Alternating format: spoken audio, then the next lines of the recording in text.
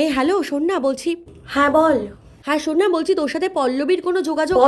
পল্লবীর সাথে আমার কোনো যোগাযোগ নেই, ওর সাথে আমার কথাই হয় না, অনেক দিন ধরে কথা বলতে। জানিস ওর সাথে কি হয়েছে? ও তো ওর বয়ফ্রেন্ডের আমার সাথে কথা বলতে জানিস? ওর বয়ফ্রেন্ড এতটা খারাপ, ওর বয়ফ্রেন্ডের কথা বলতে আমাকে ফোন করেছিল। ও নিজে আমাকে বলছে, আমি কি বলছি কি বল, আমি তো বলতে জানি ও নিজে আমাকে। আচ্ছা আচ্ছা ঠিক আছে, মানে ওর ফোন নাম্বার বা কিছু কি তোর কাছে আছে? ওর ফোন আমার কাছে নেই। পল্লবীর ফোন নাম্বার তুই নিস না। ওর বয়ফ্রেন্ড ওর বয়ফ্রেন্ড আমার ফোন করেছে, ওর বয়ফ্রেন্ড কিটা আমি সেটা ওর কিছু না। আমি আমার ফোন নিয়ে আমার ফোন নিয়ে আমাকে ফোন করেছে। আমি আমার ফোন নিয়ে আমাকে ফোন করেছে। ভাই প্লিজ আমাকে একটু হেল্প কর, নোটসটা খুব ইম্পর্টেন্ট, ওটা আমাকে নিতে হবে।